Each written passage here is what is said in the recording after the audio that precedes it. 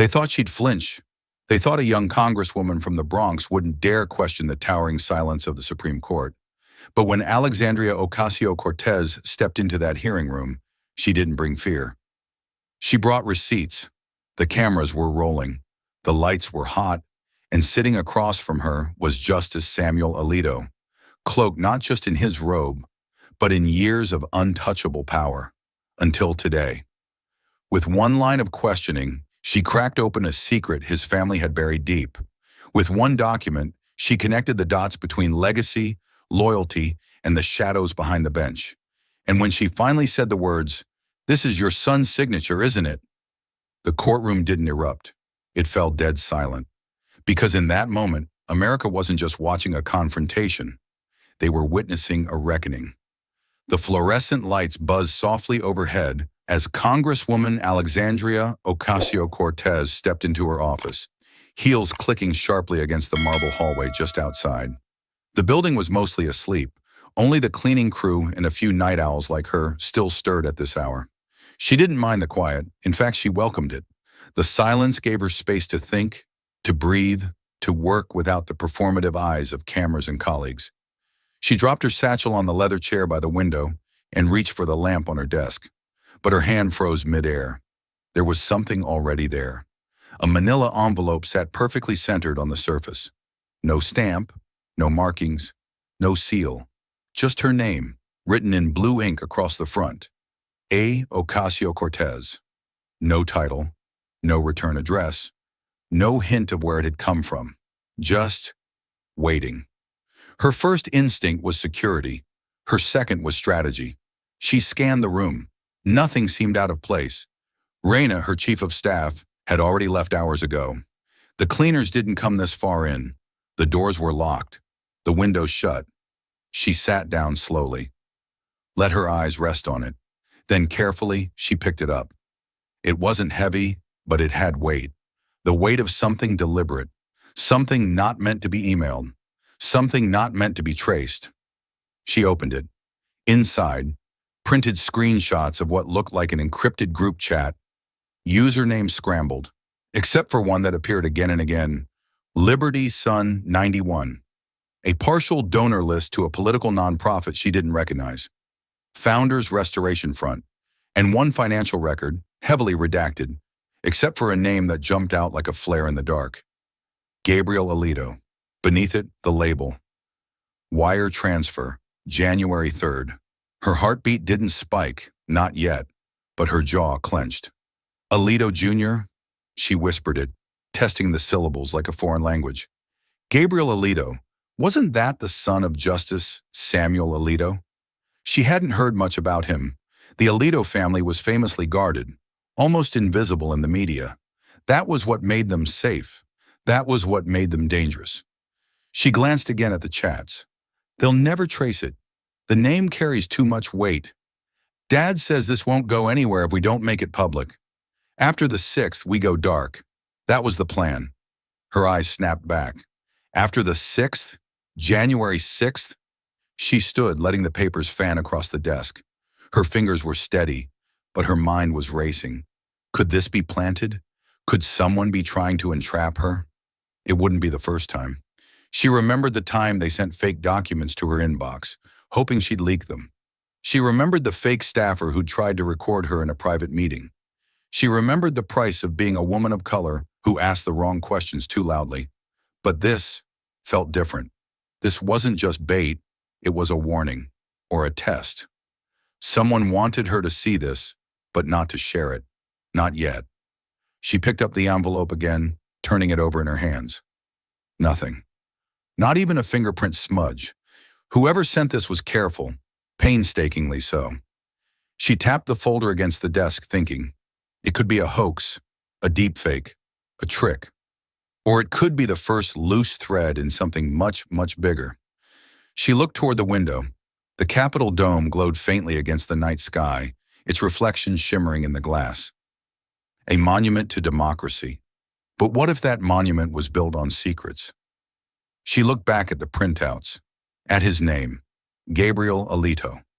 And just beneath it, scribbled in faint pencil on the back of the last page, almost as if it were a dare.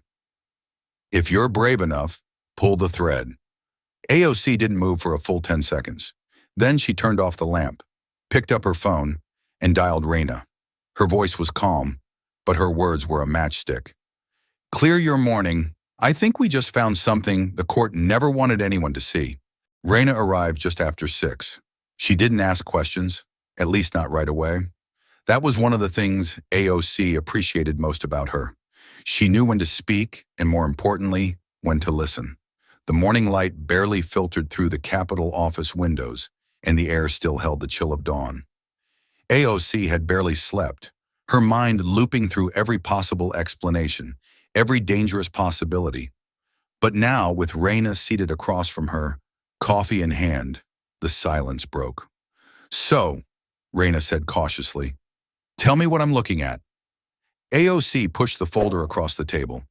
Read the chats first, then the donor list, and leave the last page for last.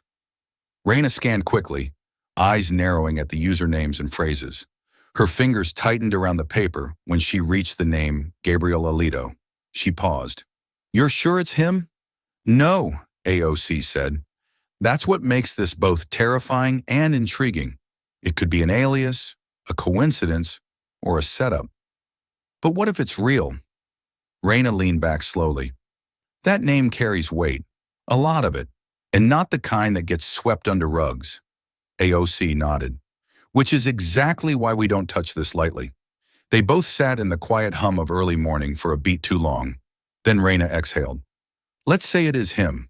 Let's say this really ties Alito's son to that group, to January 6th, or even to shadow financing. Where does that take us? Because if you go down this road, you're not poking the bear. You're calling it out on the Senate floor with a spotlight and a nameplate. I know, AOC said, and I also know I don't have the luxury of looking away. She stood in pace, slow and deliberate. Do you remember his opinion in Shelby County versus Holder? The way he downplayed the ongoing threat to voting rights like it was some relic from the past? Or how he practically sneered through the oral arguments on Roe, like dignity and bodily autonomy were beneath his robe? Raina gave a quiet nod. It's a pattern. It always is, AOC replied. That's how they hold power, not by storming it all at once, but by making it feel inevitable, unshakable, like their robes make them untouchable. Raina flipped to the last page. Her lips parted slightly when she saw the pencil-scribbled line. She looked up. Who would even have access to this stuff? It's not public. The way these files are organized, this came from someone close, someone on the inside. That's what scares me, AOC said. It's not just what's in the envelope. It's that someone trusted me with it. Someone knew I wouldn't let it die quietly. Raina looked at her then. Not as an aide, not as a staffer, but as a friend. Are you ready for what this might cost? AOC didn't answer right away. She turned toward the window. The Capitol dome gleamed, pristine in the rising light, as if it had never known corruption or compromise. But she knew better. She remembered every vote that passed while justice was still catching up. Every voice silenced under the weight of a name too big to challenge. People keep saying I'm too loud, she said, almost to herself. Too bold, too impatient. But that's only because they've gotten too comfortable with silence. She turned back to Raina. Samuel Alito is not the story. He's the symbol. This isn't about vengeance. It's about visibility. Because when people like him operate in the dark, it's folks like us who pay the price in broad daylight. Raina was quiet for a moment. Then she folded the folder closed. So what's next? We verify, AOC said. Everything. No leaks, no speeches, no assumptions. We dig until we know if this is a match or just smoke. And if it's real, we don't flinch. Raina smirked. You never do. They shared a look, not of bravado, but of resolve. There was no thrill in this pursuit, only the burden of knowing and the responsibility that came with refusing to forget. Outside, the city was just beginning to wake up. But inside that quiet office, something else had already begun. The slow, careful unraveling of a name that had stood untouched for too long. By mid-morning, they had cleared the calendar. No press, no committee meetings, no interviews, just silence and hard questions. Raina brought 2 laptops, a fresh legal pad, and a large coffee they both knew wouldn't be enough.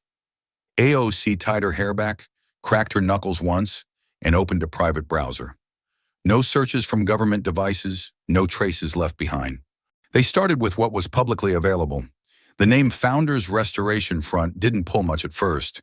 Just a low-budget website with vaguely patriotic fonts, dated images of colonial scrolls, and a tagline that felt like a warning wrapped in a promise, restoring the Republic to its original glory.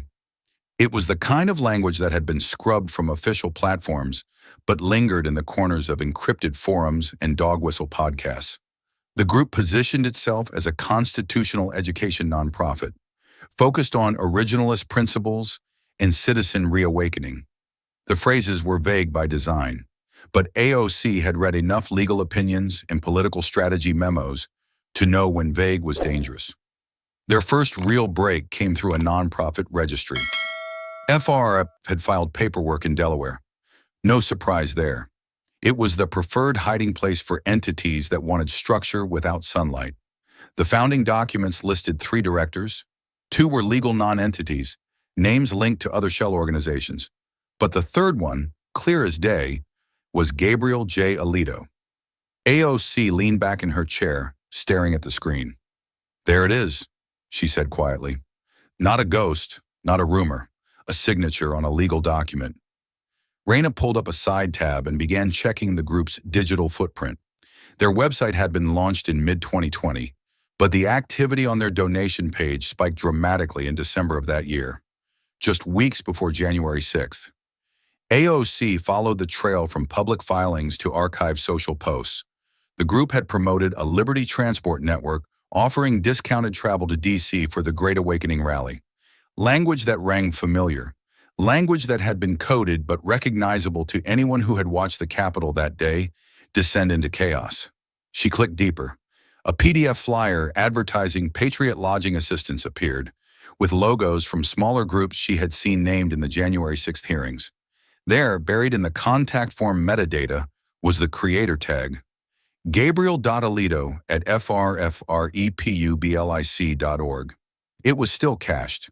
It was one thing to speculate, another to discover someone had signed their digital fingerprints into the architecture of something now soaked in infamy. AOC scribbled a note. "Intent leaves patterns." Raina, still typing furiously beside her, murmured, "This guy didn't just know about it. He helped build it." They looked at each other. No victory in their expressions, just clarity. AOC remembered a line from one of Alito's speeches, an offhand comment delivered during a legal conference, one she had filed away years ago because it felt just a little too smug to be accidental. He'd said, "My role isn't to react to public outcry. My role is to preserve the Republic." She had always wondered whose version of the Republic he meant. Now she was starting to understand. The final piece came when Raina found a short-lived blog post on a now-defunct subdomain. It had been archived just once before it vanished, thankfully by a watchdog site that tracked extremist language. The post was titled, "Our Fathers Built This Republic. Our Sons Will Reclaim It." It was signed simply, GAAOC, highlighted the line and copied it into her notes. "The quiet parts," she whispered. "They're always there if you listen closely." She stood, the chair sliding back on the tile. The thread was pulled, and the fabric was beginning to shift. Raina closed her laptop. "So what now?" AOC looked toward the hallway. "Now we trace every stitch and see how far this thing was woven into the robe." The confirmation of Gabriel Alito's name on the legal documents had shifted the air in the room. No longer were they following vague leads or speculation. They were now staring at something that demanded accountability. But as with most things that reeked of privilege and protection, the moment you tried to touch it, it slipped into silence. That's what AOC discovered when she took the next step. Contact. She began with the obvious, an outreach to the business address listed for Gabriel Alito on the Delaware nonprofit filings. It was a sleek little firm registered under the name Civic Heritage Strategies, LLC, supposedly a public affairs consultancy. AOC drafted a simple inquiry from an unmarked email account, polite, professional, and pointed. Dear Mr. Alito, I am requesting a brief conversation regarding your prior association with the nonprofit entity known as the Founders Restoration Front, registered in 2020. Please confirm receipt of this message and advise on availability for a short call in the coming days. Respectfully, A. Ocasio-Cortez. She pressed send, then waited. 2 hours, nothing. 24, still nothing. She tried again from another channel, this time using Reina's encrypted outreach account, which they'd used during previous sensitive investigations. Still no bounce back, no auto reply, no sign of life at all. It wasn't just that they were ignoring her. It was that they were deliberately quiet, the kind of silence that was chosen, not accidental. Reina started compiling a list of people loosely affiliated with the group. Names scraped from the donor registry, social media likes, archived mentions in obscure newsletters. They zeroed in on 8 potential volunteers or low-level organizers who may have worked on the FRF's transportation operation during the January 6th rally. It was painstaking work, most of it done through pseudonymous accounts and roundabout connections. When they reached out, 6 ignored the messages completely. 1 responded with a curt, wrong person. But the last one, a woman named Lindsay, replied in the middle of the night. Her profile was deactivated an hour later. The message read simply, "Don't get involved. They watch everything, even this." Reina read it twice, then again, and then said nothing for a moment. The screen glowed in the dark room like a warning flare. AOC leaned over her shoulder, reading the words slowly. "She didn't deny anything," AOC said, folding her arms. "No, she didn't," Reina answered. "And she also didn't ask who we were, which means she knew." The weight of that implication settled in the room. Someone out there, who once moved in the same orbit as Gabriel Alito, recognized the signs and backed away without being prompted. That wasn't fear of exposure. That was fear of retribution. Reina pulled her laptop closer and muttered, "We need to talk about surveillance." AOC raised an eyebrow. "Ours? Ours. Theirs. Whoever's watching who?" Reina opened a secondary firewall program they used for higher-risk briefings. "I don't love that we're emailing known associates from even burner accounts. If this group is what we think it is, and if it's tied to someone in the Supreme Court's orbit, we could be flagged before we even reach the second layer." AOC let out a breath, somewhere between a sigh and a calculation. "So we keep it tighter. No more emails. No more cold outreach. If someone wants to talk, they'll have to come to us. And if no one does, then we build it without them." She stared at the last line of Lindsay's message again. They watch everything. Of course they did. That was how power protected itself, not by openly threatening dissent, but by making people believe they were never alone, never unseen, never safe enough to speak. But AOC had never confused silence with safety. "They can watch," she said finally, "but we're still moving. Quietly, carefully, but forward." Reina nodded. "Then we dig smarter, offline where we can. And if this is real, we tighten the circle until the silence breaks itself." They closed the laptop. Outside, the buzz of Capitol Hill returned. Phones ringing, aides bustling, another hearing starting across the hall. But inside that room, something else was happening. Not noise, but momentum. A slow and deliberate pressing forward, towards something they could feel just under the surface. Not visible yet, but very, very close. It was Reina who suggested bringing in outside eyes, someone who understood not just the letter of the law, but the subtle boundaries where ethics, power, and perception collided. There was only one person AOC trusted with that kind of conversation, Professor Marcia Langston, a legal ethics scholar who had once clerked for a federal judge and then walked away from a promising judicial career to teach and to speak freely. AOC respected her for that. Marcia knew where the cracks in the system were, and more importantly, she knew how the system kept pretending they didn't exist. They met in a quiet corner of a coffee house near Union Station, away from cameras and ears. Marcia arrived with a worn satchel, wire-rimmed glasses, and the kind of calm that came from knowing you'd been underestimated most of your life, and used it to your advantage. AOC laid the materials out slowly. No names at first, just the structure. a nonprofit with encrypted chatter, financial ties to a high-level judicial figure's family, and messaging that danced dangerously close to political extremism.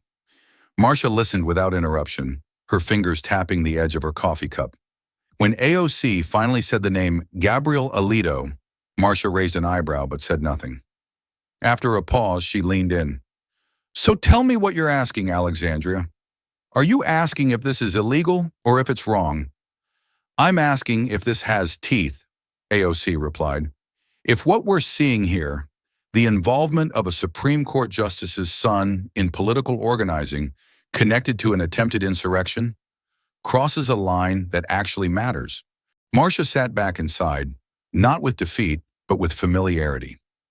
That depends on which line you're talking about.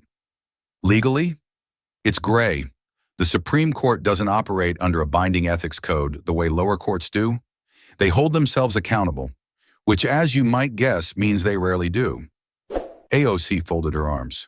So even if the public sees this as corrupt, there's no real consequence?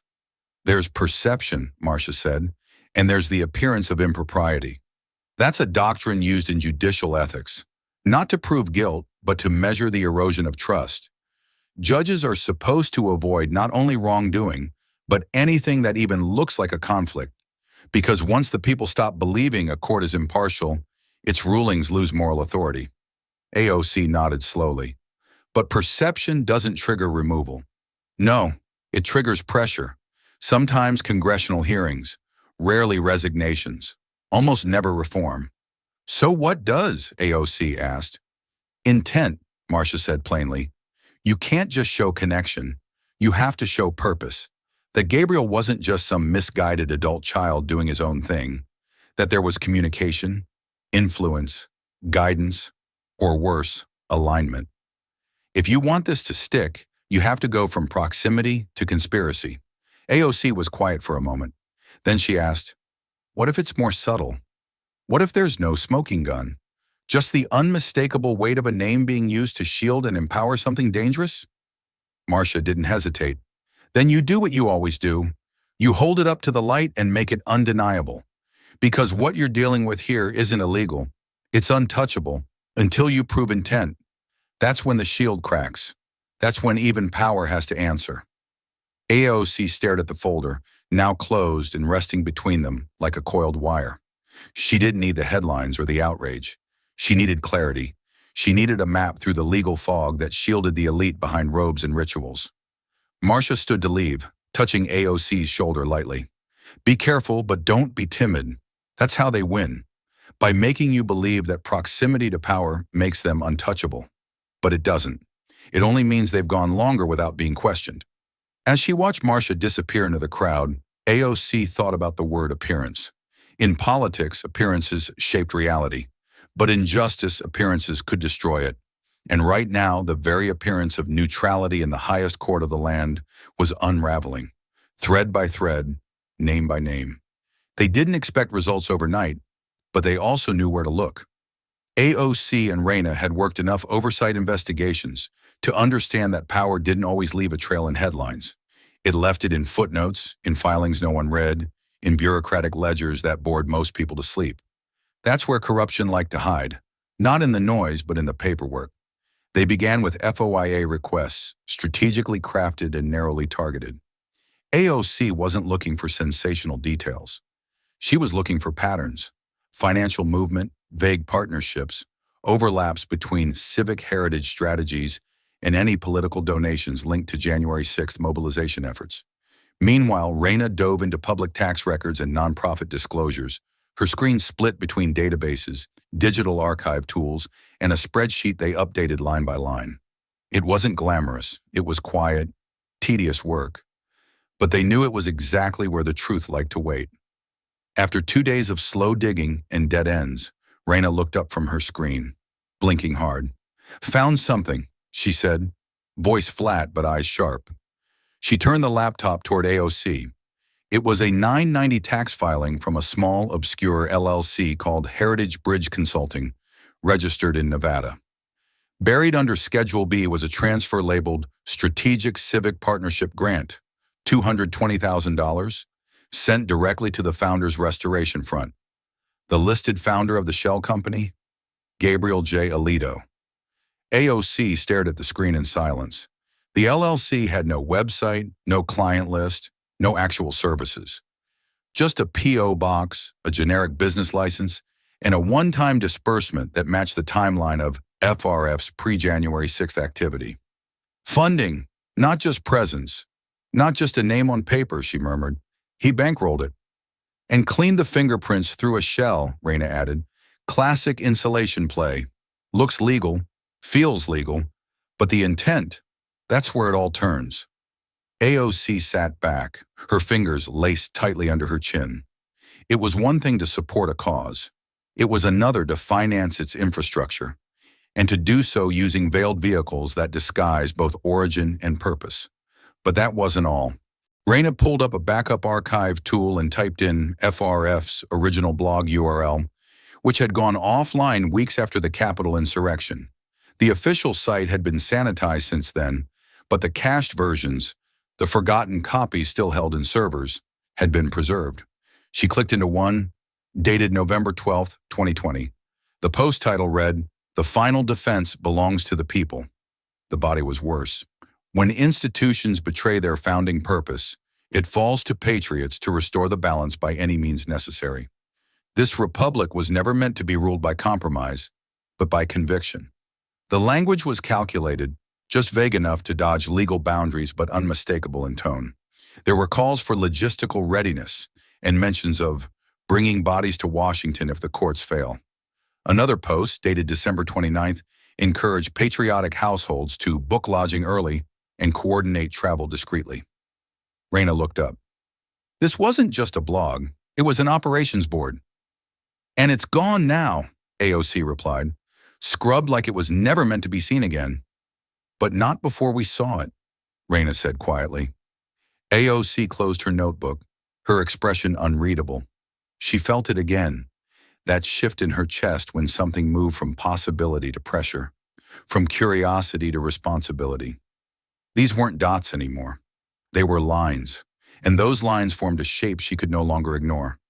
She stared at the filing, at the signature, at the post that had called for action under the guise of principle. Then she whispered, more to herself than to Raina, "The chair shakes a little more." Because now it wasn't just about a name. Now it was about what that name had built, and who it was built to protect. The tip came in quietly, as most dangerous truths often do, not through official channels or media leaks, but via a message buried in the encrypted inbox AOC and Raina reserved for high-risk contacts. The sender didn't include a name, only a digital signature linked to a known cybersecurity whistleblower from a previous government leak. The subject line was simple: check the shared drive, folder, family autosync. It sounded benign, ordinary even, but Raina's breath caught the moment she opened the link. The folder wasn't secure anymore. It had been part of a routine auto backup system, syncing photos, emails, and shared documents across devices in a family plan account. One that had evidently been misconfigured during a recent device migration. For a brief window, less than 36 hours, it had been indexed by an open server, and someone had captured it before it was sealed again. The folder looked like any upper-middle-class digital archive: vacation photos, scanned receipts, car rental confirmations, even a PDF of a chili recipe. It was messy, human, domestic, but AOC knew better than to dismiss the mundane. Power rarely looked suspicious in plain sight. It looked boring, normal, trustworthy. They moved slowly, methodically. Gabriel's travel confirmations to D.C. were easy to find. 5 visits in 6 weeks leading up to January 6th. But it wasn't until Raina opened the Docs subfolder that the temperature in the room dropped. There, tucked between a scanned insurance claim and a grocery list, sat a document labeled simply, Father-Son Correspondence, December 2020. It was a bundled PDF, clearly exported from an email thread. No official headers, but consistent formatting, time-stamped from late December through January 4th. AOC read in silence. The messages were casual in tone, but heavy in implication. Gabriel opened with updates on volunteer mobilization and content moderation issues, followed by a line that stood out instantly. "We've done what we can from the ground. Now it's your turn to steady the sky." The next message was from a private domain, one AOC recognized from other judicial communications. It was short, only a few lines. "We all have our lanes, but yes, I'm mindful of what's expected. The court doesn't operate in abstractions. It reflects the mood of the Republic. And if the court won't shield the Republic," Gabriel replied in the next message, "then the Republic will shield itself." AOC stopped reading. She sat back slowly, her hands clasped in front of her mouth. That sentence didn't just sting, it echoed. It was the language of rationalized extremism, dressed in constitutional reverence.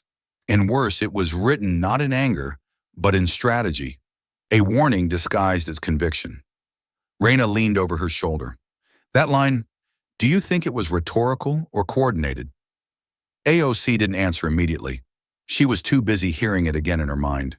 The emails didn't contain direct orders, no blatant violations of law. But they held something far more insidious: alignment, a shared understanding between father and son, not just of what they wanted, but of what they were willing to ignore in order to protect it.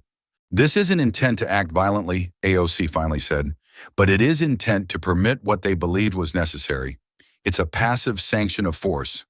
"And it came from inside the family," Raina added. "No court wall between them, just two men with titles, mapping the edge of their influence." AOC highlighted the sentence in her notes, circling it twice. "We're not dealing with a rogue activist here. We're looking at a coordinated cultural project, one that sees the court not as a check on power, but as a tool of legacy." She closed the laptop gently, as if sealing something sacred and profane at once. The chair, already unsteady, was beginning to list, not from a push, but from weight too long ignored. "This is what it looks like," she whispered. "Not a scandal, a structure." The flight was unmarked on the public schedule, the kind of quiet out-of-town trip that drew no attention because it wasn't meant to. AOC kept her head down in the terminal, scarf pulled high, hair tied back in a bun. No press, no staff except Raina, no political trail. Just a private inquiry disguised as routine travel. It was a habit learned from experience. If the truth lived somewhere off the map, you had to leave the map behind. They landed in Ohio just before noon and drove an hour out to a private university library that had inherited dozens of conservative nonprofit collections from the early 2000s. It wasn't widely known, but FRF had stored some of its early fundraising documents in a regional archive there, back when it was seeking legitimacy. The newer digital materials had since disappeared, but old habits, especially those of donors and tax-exempt paperwork, were harder to erase. They checked in under different names and requested access to the Civic Engagement Wing. A young student worker led them down to a temperature-controlled room with dim lights and heavy silence. The air smelled of dust and permanence. They were handed a nondescript gray box labeled FRF, Donor Correspondence and Internal Notes, 2019 to 2021. Raina opened it carefully, scanning folders for anything resembling financial records. AOC moved slower, more deliberately, eyes drawn to the handwritten margins. The yellowing of paper that digital files could never fake. After 20 minutes of quiet shuffling, she paused. Her fingers had landed on a thin folder marked simply, "Seed Donors, Restricted Copy." Inside were letters, spreadsheets, and 3 pages of handwritten notes on legal pad paper. Messy, deliberate, written in the distinctive slant of someone used to drafting with confidence. She read one line, then another. Her eyes didn't move away, but her voice dropped. "Raina, look at this." Raina leaned over, eyebrows already raised. At the bottom of the 3rd page, just beneath a list of names and dollar amounts, was a signature. S.A. The loops were tight, the pressure sharp, almost impatient in style. It didn't say Samuel Alito, but it didn't have to. They had already seen samples of his notes from judicial correspondence released in hearings over the years. The handwriting was the same. The slant, the spacing, even the peculiar way he crossed his T like a long dash. There it was, tucked in a box no one thought anyone would bother opening. Buried between donor math and mission statements, a piece of the puzzle written by the hand of a sitting Supreme Court justice. AOC leaned closer to read the margin scribble next to a list of donor tiers. Legacy givers should remain anonymous unless elevated, visibility tied to ruling outcomes. It wasn't just a note, it was strategy. There was no smoking gun, no illegal order, but there was clear understanding, a silent framework in which influence and outcomes were calculated in the same breath. Raina's voice was quiet but pointed. How deep are we now? AOC didn't answer immediately. She took a moment to fold the document back along its crease and slide it into her notes. Then she looked up, her face steady, her tone clear. Deep enough to not stop. They left the archive in the late afternoon, the cold pressing in behind them. No one said much during the drive back. There was nothing to debate anymore. The question was no longer whether Alito was connected to the movement his son helped fund. It was how far his hand had reached, and whether anyone else had the courage to follow the line to its end. The chair was no longer just shaking. It was leaning, and now they were holding the kind of proof that didn't shout, but whispered loud enough to echo through marble. The evidence was no longer circumstantial. It was layered, documented, human. A handwritten note, a digital footprint, a family email chain, dancing too close to intent. AOC had built the kind of quiet case most people never saw coming until it was already echoing through chambers. But she also understood something crucial. Timing was everything, and so was approach. If she rushed, they'd say she was reckless. If she waited, the cracks would be patched and painted over. She sat in her office, hands poised over the keyboard, drafting the most delicate request of her congressional career, one that could tip the balance between exposure and backlash. It wasn't an accusation, not yet. It was a formal call for inquiry, framed in language tight enough to pass legal scrutiny, but pointed enough to make its target sweat. The subject line was simple: request for executive session regarding judicial ethics concerns. Confidential. The body of the memo laid out a rationale rooted in constitutional duty. It made no partisan claims. It did not name Samuel Alito directly until the third paragraph, where AOC referenced emerging documentation that may reflect an inappropriate proximity between a sitting justice and activities tied to political mobilization. She cited judicial ethics standards, recent public trust polling, and historical precedent for internal review. It was lawyered without being neutered, and by the time she attached the supporting documents, sanitized for security, she knew it would land like a thunderclap on the Judiciary Committee's desk. She sent the memo through the secure server and waited. The reply came within 6 hours, sooner than expected and colder than necessary. The response from several GOP members was swift and loud, despite the confidential nature of the request. They called it a naked attempt to intimidate a sitting justice, a radical fishing expedition, and an activist overreach cloaked in bureaucratic theater. One even left a voicemail that Raina forwarded, voice dripping with condescension. You're not in law school anymore, Congresswoman. Some things are still above your pay grade. But AOC didn't flinch. She had heard worse for far less. And if anything, the volume of their panic told her she was close, closer than they wanted her to be. Still, she knew the real decision wouldn't come from noise. It would come from behind the closed doors of the chairperson's office. So she went. Chairman Dunning was an old-school moderate who wore respect for tradition like a second suit. He wasn't reckless, but he wasn't blind either. He'd been in Congress long enough to know when the walls started to shift, even if he didn't like what he saw. He welcomed her in with polite stiffness, motioning for her to sit without a word. She handed him the memo in person this time.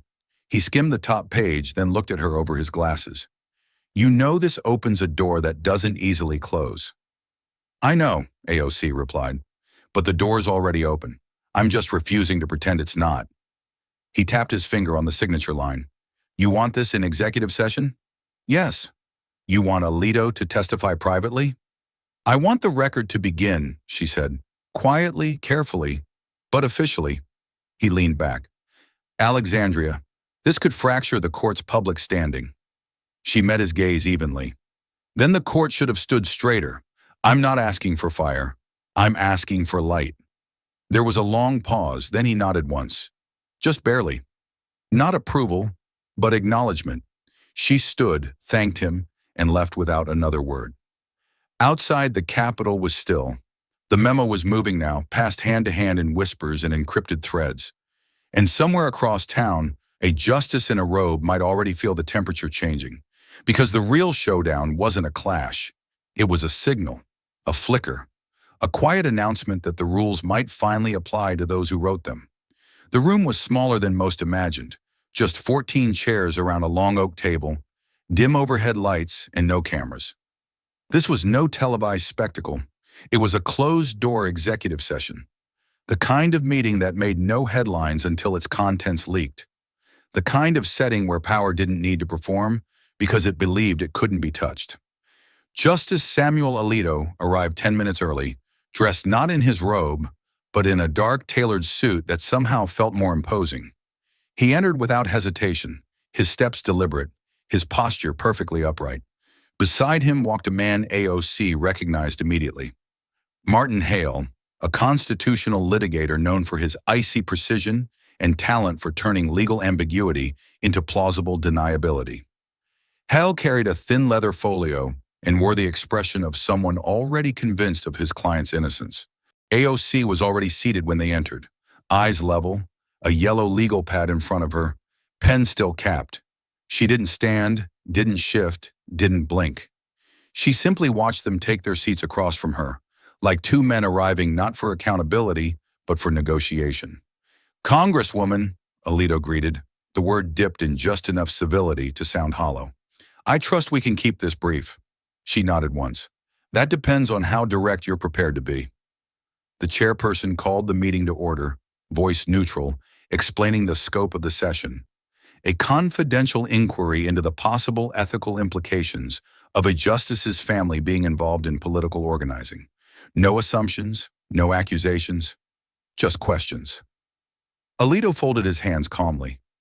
"I want to state, for the record, that this entire proceeding is a political witch hunt, orchestrated by members of this committee who've confused ideology with integrity. I have served the court for over 15 years without scandal or suspicion. If you think dragging my family into the spotlight weakens me, you misunderstand both the court and me." The room stayed silent. A few members shifted uncomfortably. The statement wasn't unexpected, but it was louder than necessary. It sounded less like a denial and more like a declaration of war. AOC remained still, her voice even. "Then truth should be your greatest ally." There was a flicker of something across Alito's face. Annoyance, perhaps, but it vanished as quickly as it came. Hale leaned forward. "My client is here out of respect for the institution, not because this process has merit. If there are direct, fact-based questions, we will consider answering, but we won't indulge speculative narratives." AOC uncapped her pen slowly. "Understood. Let's begin with something factual then. Can you confirm whether Gabriel Alito, your son, is affiliated with, or has ever been affiliated with, a nonprofit organization called the Founders Restoration Front?" Alito didn't look at Hale. He answered himself. "My son is an adult. He makes his own decisions. I don't track every one of his associations, nor should I be expected to." AOC tilted her head slightly. "So that's not a denial. It's a refusal to dignify a presumption of guilt by proximity," he replied, tone clipped. A few members scribbled notes. The chairperson said nothing. AOC pressed again, gently. "We have documentation showing Gabriel Alito's name on financial records linked to FRF. We have communications referencing steering the court's tone to reflect a certain vision. These are not assumptions, these are facts." Hale cut in. "Irrelevant. You're conflating expression with coordination, neither of which implicates the justice." AOC leaned forward, still calm. "I'm not implying guilt. I'm exploring impact. When the appearance of impartiality is compromised, the law itself becomes suspect. You may not feel the ground shifting under you, Justice Alito, but out there, where the public watches and waits, they feel it. Deeply." Alito didn't reply. He glanced instead at the chairperson, then at the folder Raina had handed out earlier. For the first time since arriving, his fingers tensed slightly around the arm of his chair. The conversation had only just begun, but the tone was already clear. This would not be brief. This would not be performative. And for the first time in a long time, one of the 9 found himself not above the questions, but squarely in their path. The folder in front of AOC was slim by design, but every page within it had been chosen for impact. Every sentence, every scan, every line of metadata. This wasn't a stack meant to overwhelm. It was meant to pierce. No filler, no noise, just signals. The room remained quiet as she opened it and slid the first document forward across the table. "Let's begin with financials," she said, voice calm, not rising, not falling.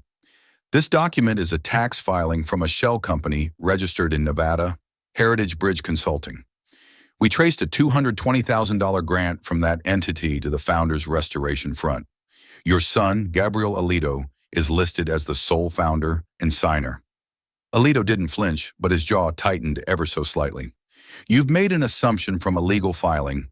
My son operates independently. I have no control over his activities." AOC nodded slowly, as if conceding the point. "Perhaps, but the timing of the transaction is curious. 2 weeks before the January 6th mobilization, to a group that organized travel and lodging for individuals who later breached the Capitol." Hale leaned forward. "You are presenting guilt by association, Congresswoman. A well-funded group supporting controversial ideas is not, by itself, criminal." "I'm not here to prove a crime," AOC replied, turning the page. "I'm here to examine ethical exposure, yours." She slid another page forward. "Here we have a screenshot from an internal chat thread of FRF's planning team. One user, tagged Liberty Son 91, references Dad's influence and writes, 'He's steering the tone to match the vision, quietly but steadily.' We've traced that username to Gabriel's device ID from a previous cloud sync error." This time, Alito didn't answer. He kept his hands clasped, eyes fixed on the document, but saying nothing. The room felt a fraction heavier. AOC continued, her tone unchanged.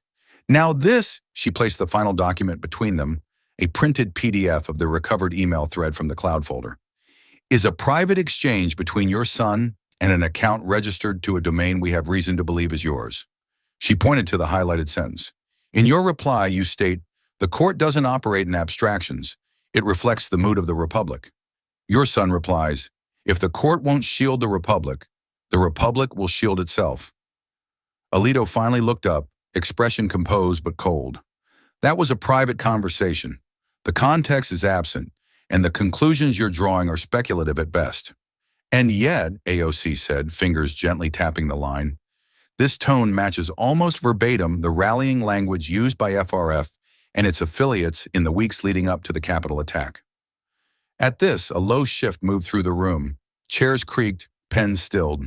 Some members on the committee glanced down, clearly uncomfortable. Others stared at the table, unsure whether to engage or retreat. No one interrupted. In the gallery, Raina sat rigid, notebook open but untouched. Her eyes scanned the room, then returned to Alito. She'd seen plenty of high-profile testimony before, but rarely had she seen someone of this stature so carefully choosing stillness over denial. It was as if any movement might set something irreversible in motion. AOC broke the silence again.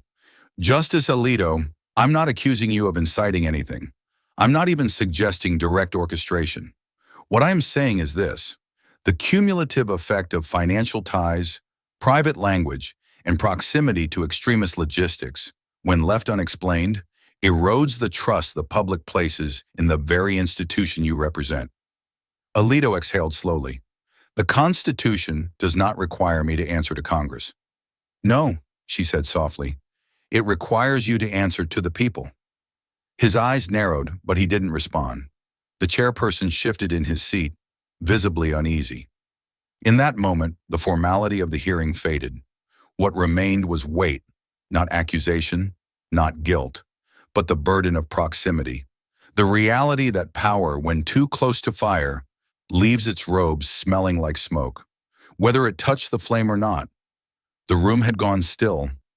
Not the quiet of civility, but the dense, breath-held kind that descends when truth pushes up against power and refuses to step aside.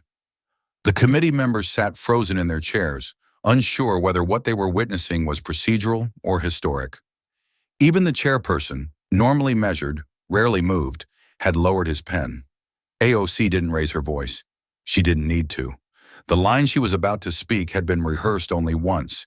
In her head, hours before the session, she had written it down, then crossed it out, then written it again. Now she delivered it not as a flourish, but as a reckoning. She turned to the final page in the cloud-synced email exchange and read aloud, slow and clear. I cannot rule blindly when the Republic itself is blind. The words floated in the silence, too precise to be spontaneous, too heavy to be ignored.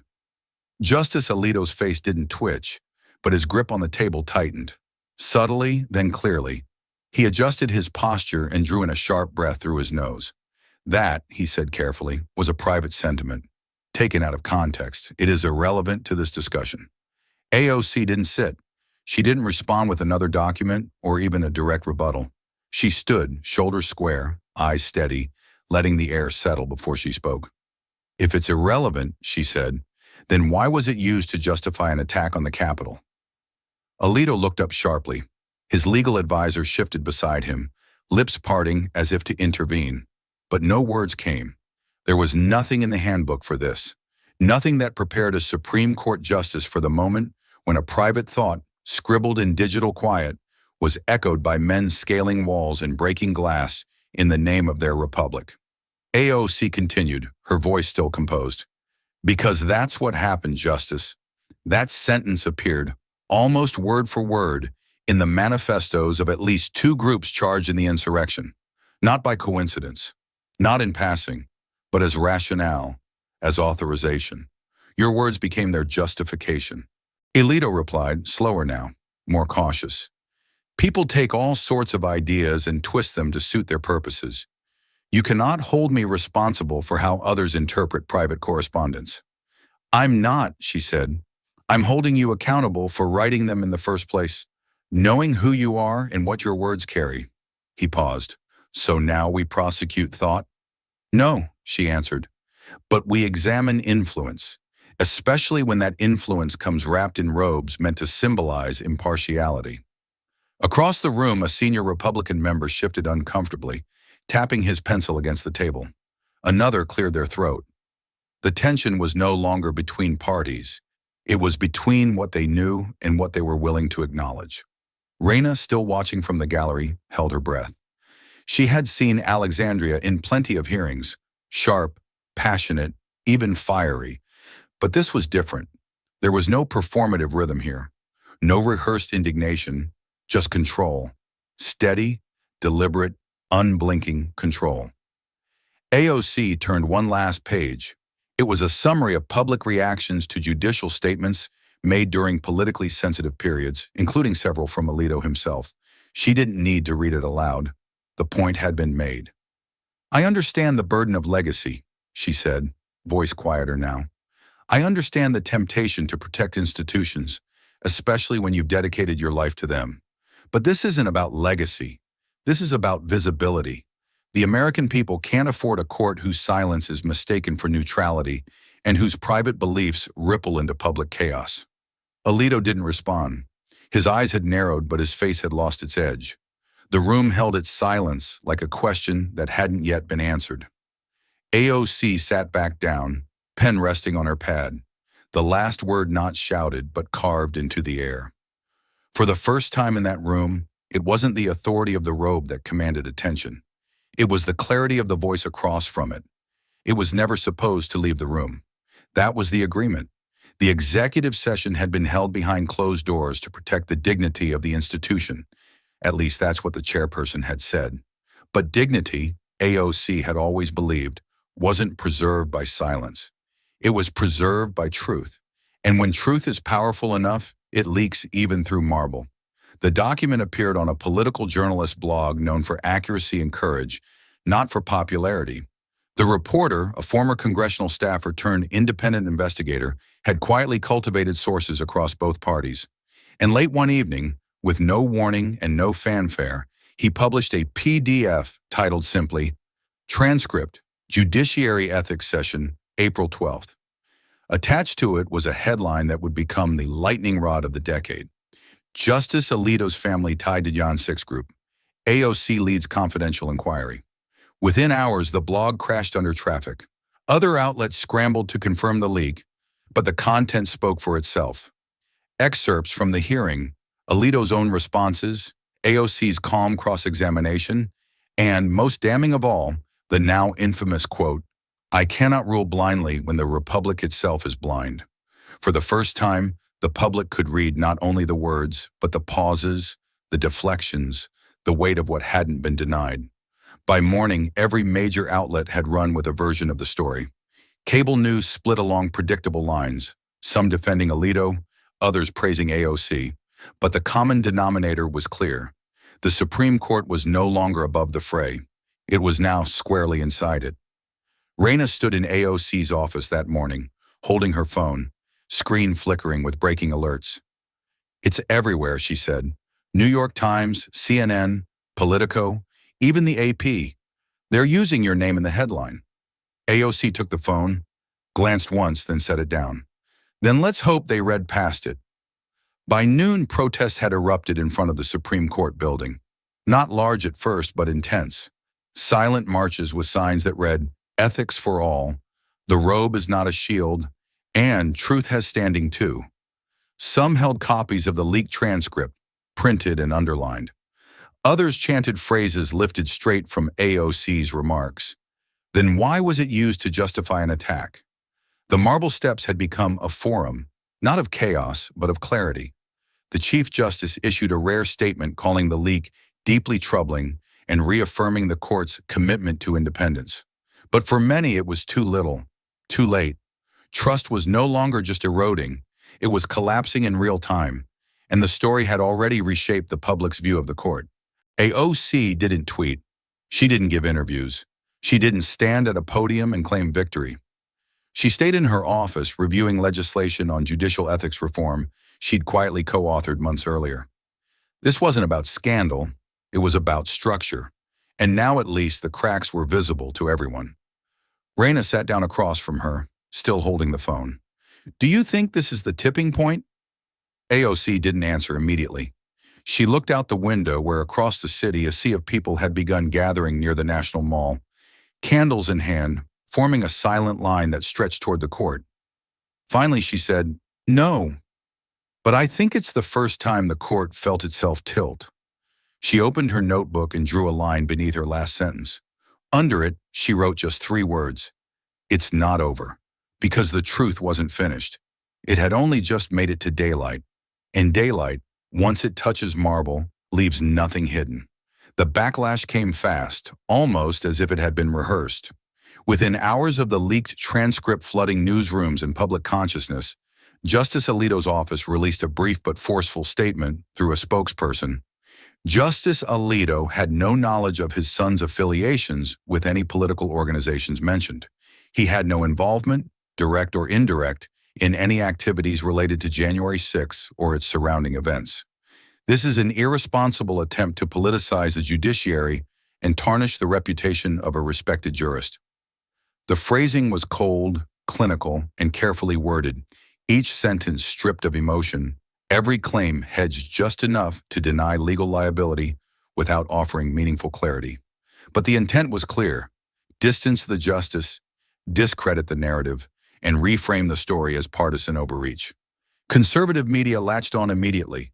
By late afternoon, headlines began appearing on flagship right-wing platforms.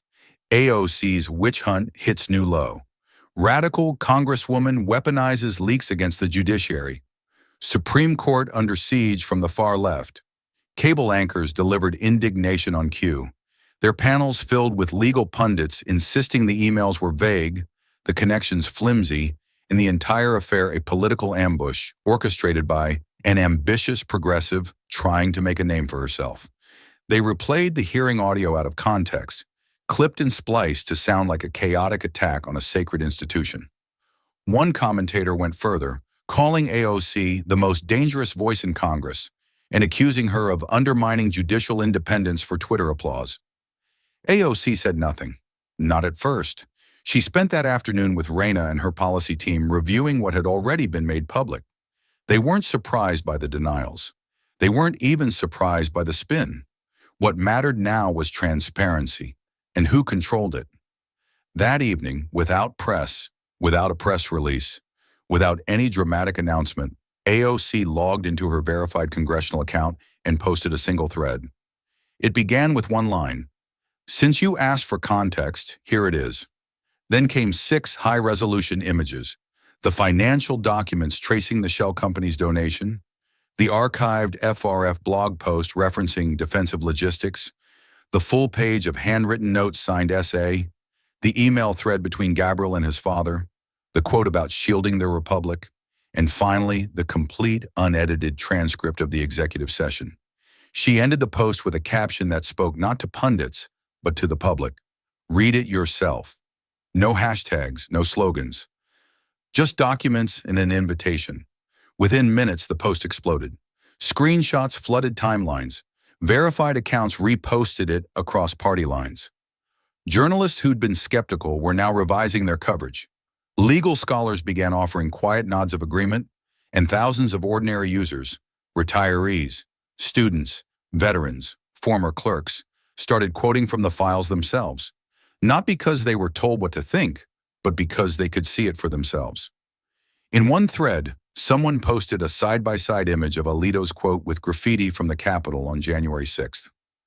Another showed campaign materials from the FRF echoing language from the family emails. The denial had met daylight, and daylight didn't spin.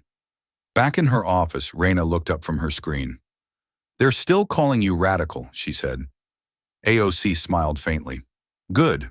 Truth always sounds radical when you're used to being lied to." She poured a glass of water, then returned to her desk. The narrative had shifted again, not by force, not by rhetoric, but by clarity. The kind of clarity that didn't shout. It simply showed up with proof. Because when you stop trying to win the argument and start showing the receipts, the spin slows down, and sometimes it stops entirely. There was no single moment the tide turned. No viral clip.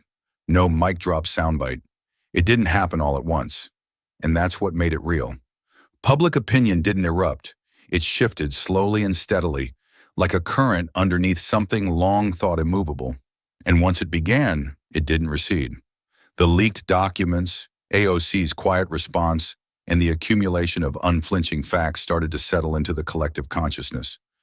Not just in the headlines, but in the quieter corners of America. Talk radio callers, people who had never voted for her, who dismissed her as too young, too loud, began to ask, why don't Supreme Court justices follow a code of ethics? The question wasn't framed in anger or ideology, it was framed in disbelief. Raina sat at the small table near the window of their office, a stack of printed letters in front of her, most of them mailed, not emailed, on real stationery, in handwriting that ranged from careful cursive to shaking block letters. They had received hundreds in 3 days. Raina had started sorting them, threats in one pile, press requests in another, and a growing stack of what she'd labeled simply real ones. She read one aloud. "Dear Congresswoman Ocasio-Cortez, I served 2 tours in Vietnam and voted Republican my entire life.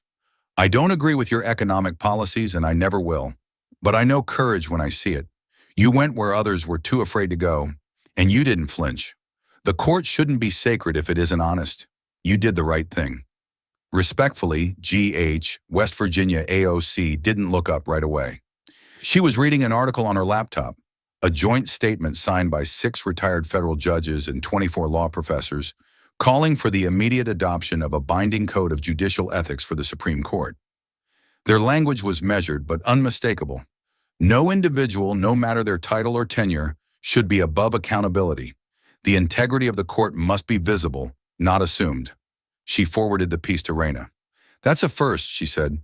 "They've never said anything like that. Not together." Raina smiled faintly. "Truth has its own gravity." And it did. Even those who had mocked the hearing at first were now quiet. The volume had dropped. The spin had slowed. The talking heads who once dismissed the documents as irrelevant were now hedging, pivoting, rephrasing their earlier outrage with words like, "if true and pending further context." The same clips that had been framed as aggressive were now being shared with captions like, "bravery in real time," and "this is what oversight looks like." Another letter Raina opened was from a retired librarian in Kentucky. "We're not the same party, But we live in the same country. Thank you for being brave, especially when it wasn't popular. The truth doesn't need to shout, it just needs someone willing to say it out loud. That sentence stayed with AOC. Not every message was supportive, of course. The threats were still there. The noise hadn't vanished, but the center of gravity had moved, and it wasn't moving back. In a hallway conversation that afternoon, a moderate senator, one who had never publicly aligned with her, stopped her for a moment and said, "I didn't think you could do it without blowing it up. But you didn't. You just turned on the light." She nodded, not out of pride, but recognition. That had always been the point. The goal wasn't destruction, it was definition. To make visible what too many had accepted as invisible. To show that ethical lines mattered, even if no one else had drawn them yet. Back in the office, Raina placed another letter on the desk. This one was short, just one sentence written in all capital letters. "We disagree on everything, but you told the truth. Thank you." AOC read it, folded it carefully, and tucked it into her notebook. Some words you didn't answer. You carried them, especially when they came from places no algorithm could predict. Because the truth, once released, doesn't rush. It waits. It sinks in. And then, piece by piece, it pulls everything else toward it. The hearing room was no longer a quiet chamber tucked behind closed doors. This time it was public, bright with television lights, lined with press, microphones calibrated for clarity. The Judiciary Committee had expanded the session, citing compelling public interest. Every major network carried it live. Millions were watching, and for the first time in modern memory, a sitting Supreme Court justice sat at the witness table not to speak on constitutional theory or judicial precedent, but to defend himself. Justice Samuel Alito looked every bit the seasoned jurist. Crisp suit, composed demeanor, polished diction. But beneath the surface, the fatigue showed. His voice carried an edge, not of authority, but weariness. He answered questions with measured deflection, correcting legal terminology, citing separation of powers, invoking tradition. Yet the confidence that once cloaked him now sounded rehearsed, tired, cornered. AOC waited patiently for her turn. When it came, she didn't raise her voice. She didn't rush. She didn't need to. The power had shifted. It was her calm that commanded the room. "Justice Alito," she began, "you've said repeatedly that your son's actions are his own, that you had no knowledge of his affiliations or communications. But we have documentation showing not only coordinated language between you and him, but shared timing, shared language, and shared objectives." He opened his mouth, but she continued. "You once said, 'The court must reflect the mood of the republic.' I ask you now, sir, whose republic were you reflecting when your words were echoed in a mob's manifesto?" The room held its breath. Alito leaned forward. "Congresswoman, I do not answer to emotional interpretation." She looked at him evenly. "No, Justice. You answer under oath." 4 hours in, the room had lost its rhythm. No one fidgeted. No one whispered. The air was heavy with everything that had been said, and everything that could no longer be unsaid. Justice Alito sat visibly worn, the corners of his mouth tight, his answers clipped down to single syllables. The committee's pace had slowed, not out of exhaustion, but out of weight. They had all heard enough to feel the burden, even if few would admit it aloud. AOC hadn't spoken for nearly an hour. She had listened through the questioning of others, through the procedural sidesteps and veiled defensiveness, watching not just what Alito said, but what he didn't. And when the chairperson finally turned back to her and offered the floor, she didn't ask another question. She stood, unfolded a single sheet of paper, and spoke. "Justice must begin where denial ends," she said. Her voice didn't rise, but it carried. Not because accountability is convenient, but because without it, the rest of us carry what the powerful refuse to hold. The room didn't move. She looked not at Alito, but at the members seated around the table. What we tolerate in silence, we inherit in shame, and what we refuse to examine, we allow to grow. Today, we weren't asked to destroy a man. We were asked to recognize a pattern and to decide whether truth still matters when it wears a black robe. Then she folded the page and sat down. For the first time in the entire session, Even her staunchest critics had no words, no rebuttals, no procedural objections. And as the cameras lingered, one of them caught Alito looking down, not at her, not at the papers, but at the seat beneath him, the chair he once saw as untouchable. And for a moment, even he didn't look sure. They returned to the office just after 7. The city was bathed in that soft, ambiguous light between day and night, when the building still glowed, but the streets had begun to exhale. The hearing had ended hours ago, but its echo hadn't faded. Raina was silent as she dropped her bag on the side table, her usual flood of commentary absent. She looked over at AOC, who stood by the window, arms folded, watching as the Capitol dome flickered beneath the clouds. After a long pause, Raina finally spoke. "You know they'll come harder now." AOC nodded. "I know." She didn't sound fearful, just honest. The kind of honesty forged not from defiance but from acceptance. She turned slightly, her expression thoughtful, not triumphant. "I didn't want this," she said. "I never wanted to destroy a man." Raina waited, sensing more. "I wanted to protect a democracy. That's it. That's all it ever was." She walked to her desk, picked up the letter that had arrived earlier that day, a single sentence from a retired judge written in crisp cursive. "You said what the rest of us never dared to say aloud. Thank you." Raina leaned against the edge of the desk, watching her. "You know what the court will say. You overstepped."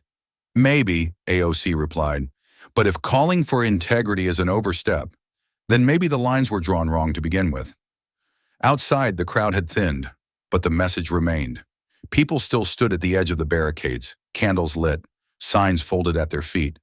The air hadn't settled, neither had the story. Alito's future was still officially untouched. No resignation, no censure. But something had shifted, and everyone knew it. The chair beneath him was no longer steady, and the Bronx bartender who once served behind a counter now stood behind a microphone that couldn't be ignored. The conversation didn't stop after the hearing. If anything, it deepened. Less frantic, more reflective. What had once been dismissed as political theater was now being echoed in editorials, church basements, university panels, and living rooms across the country. Calls for judicial ethics reform, once limited to legal scholars and watchdog groups, began to draw support from unlikely corners. Moderate Republicans, veteran civil servants, faith leaders, former judges. A bipartisan group in the Senate quietly co-sponsored a bill that would establish a formal code of conduct for Supreme Court justices, modeled, ironically, after the same standards followed by every lower federal judge in America. AOC didn't frame it as a victory. She framed it as a beginning. In a small-town community center outside Columbus, Ohio, she stood at the front of a packed town hall, wearing no blazer, no podium, just a microphone and a yellow notepad in her hand. The room was plain, folding chairs, bad coffee, an American flag in the corner, but it felt heavier than most of the halls she'd stood in. These weren't her usual crowds. They weren't looking for slogans. They were looking for sincerity. After she spoke about transparency, accountability, and the long road ahead, an older man in a denim jacket stood near the back. His voice cracked as he spoke, just loud enough for the room to quiet itself. "I served in Vietnam," he said, "watched institutions crumble from the inside out. I've seen a lot of people lose faith in this system. But you," he paused, "you made me believe in oversight again." AOC nodded once, slowly. "Then that means everything." Because the real change wasn't measured in votes. It was measured in moments like that, when someone who had stopped believing started paying attention again. When the conversation turned from politics to principle. It arrived without warning, tucked inside a plain envelope with no return address, postmarked from Pennsylvania. Raina almost tossed it in with the rest of the miscellaneous mail, constituent letters, policy requests, the usual. But something about the weight of the paper, the unfamiliar handwriting, caught her attention. She placed it quietly on AOC's desk with a single note. "You'll want to read this one." Inside was a handwritten letter, no typed words, no signature block, just pen and paper. The strokes were uneven, deliberate, as if the writer had started over more than once. It began simply. "Congresswoman Ocasio-Cortez, I've never written a letter like this before, and I'm not sure I know how to do it right. So I'll just begin with the truth I've come to face. It was signed Gabriel Alito. He denied any criminal intent. He said he hadn't understood the implications of the groups he was funding, hadn't grasped how his father's silence could be interpreted as consent. But in between the lines, something deeper bled through. The weight of inheritance, the comfort of unexamined privilege, and the painful clarity of public reckoning. I didn't break any laws, but I see now that what I almost broke was bigger. The trust in something my father spent his life guarding. I never thought about how close we came to unraveling something we could never rebuild. Near the end, one line stood out, underlined twice. You made me see the chair differently, not as a shield, but as a responsibility. Thank you for that. AOC sat with the letter for a long time, not out of pride, not out of vindication, but because it was proof that even when you don't aim to change a person, truth sometimes reaches them anyway. The studio was quiet. No crowd, no makeup team hovering, just soft lights, 2 chairs, and a table with a single glass of water. Michelle Obama sat across from her, graceful as ever, eyes warm but focused. The tone of the interview was not confrontational nor celebratory. It was reflective, the way real leadership conversations often are when the noise has faded and the questions finally get to breathe. Michelle leaned forward slightly. You've taken on something most wouldn't touch, the Supreme Court. You've been called radical, reckless, brave, dangerous. What does justice look like to you now, after all of this? AOC didn't hesitate. Her voice was steady, low, unhurried. Justice isn't a courtroom. It's a mirror we ask the powerful to stand in. Not so we can watch them fall, but so we can see whether they still recognize what they're supposed to protect. There was a pause, the kind that lets a truth settle. I never set out to take anyone down, she added. I set out to make sure no one was standing above the questions the rest of us are expected to answer. That's not punishment. That's participation. Michelle nodded, quietly moved. So what comes next? AOC smiled faintly. We keep asking hard questions. We keep pulling back the curtain. And when they tell us it's impolite, or too soon, or too disruptive, we remind them that silence has always been the more dangerous choice. Later, the camera caught her leaving the building. No entourage, no applause. Just AOC walking alone past the marble steps of the Capitol, head high, not with triumph, but with clarity. The fight wasn't over. The questions weren't done. But for the first time in a long time, the silence around power had cracked, and she knew the echo wouldn't fade. This story isn't just about power. It's about accountability, and who dares to demand it? AOC's journey from a Bronx bartender to confronting a Supreme Court justice reminds us that courage isn't found in titles, but in truth. She didn't seek to destroy a legacy, but to defend a democracy built on trust. In a time when silence is often rewarded, speaking up, calmly, persistently, can shift the ground beneath even the highest chairs. And sometimes the boldest thing we can do is ask the question everyone else avoids. What would you do if the truth was in your hands, but telling it meant shaking everything? If this story touched you, don't let it stop here. Like, share, and subscribe to Alexandria Rising Stories, where every voice matters and every story echoes far beyond the screen. This story is a fictionalized and dramatized narrative created for educational, inspirational, and storytelling purposes.